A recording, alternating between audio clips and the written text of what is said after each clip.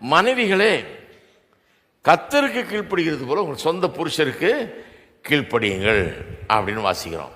முதலாவது வெறும் கீழ்ப்படியுங்கன்னு சொல்லி ஒரு கட்டளையை கொடுக்கறது இல்லை. அவர் அந்த கட்டளையை ஏன் நம்ம அதன்படி நடக்க வேணுங்கிறதுக்கான ஒரு மோட்டிவேஷனை தருகிறார். இந்த மோட்டிவேஷன் ரொம்ப பிரமாதமான மோட்டிவேஷனை தர்றாரு. என்ன மோட்டிவேஷனு? கர்த்தருக்கு கீழ்ப்படுகிறது போல கீழ்ப்படிங்கள்ன்றது தான் மோட்டிவேஷன்.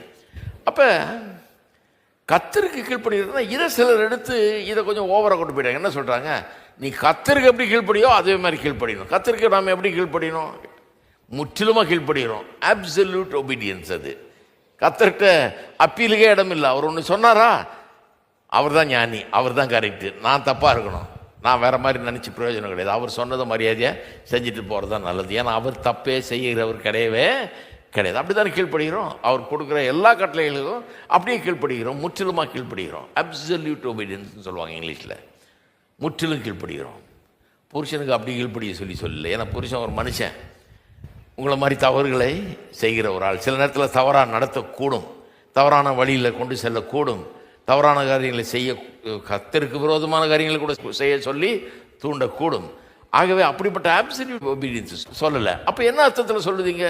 மனைவிகளே கர்த்தருக்கு கீழ்ப்படுகிறது போல உங்கள் சொந்த புருஷருக்கு கீழ்ப்படிங்கன்னா எப்படி? அதுக்கு என்ன மாதிரி கீழ்ப்படிதலை சொல்கிறாரு?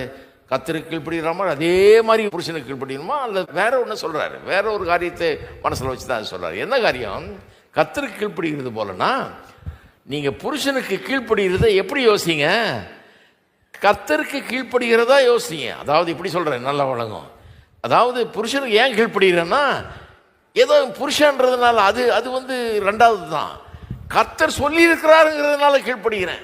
கர்த்தர் எனக்கு ரொம்ப முக்கியம், கர்த்தர் எனக்கு பிரதானம், அவருடைய வார்த்தை எனக்கு ரொம்ப பிரதானம்.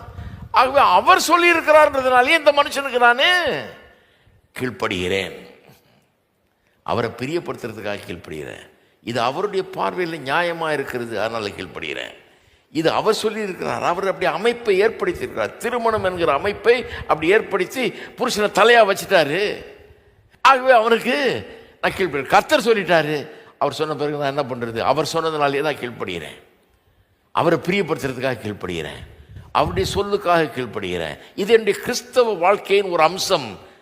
புருஷனுக்கு கீழ்ப்படுகிறதுன்றது கிறிஸ்தவ வாழ்க்கையின் ஒரு அம்சம். ஒருவருக்கு ஒருவர் கீழ்ப்படுகிறத பற்றி பேசணும், அதுவும் கிறிஸ்தவ வாழ்க்கையில் ஒரு அம்சம். காமிச்ச புருஷனே எப்படி மனைவிக்கு தன்னை கீழ்ப்படுத்தி கொள்ளுகிறான் வாலண்டியரா.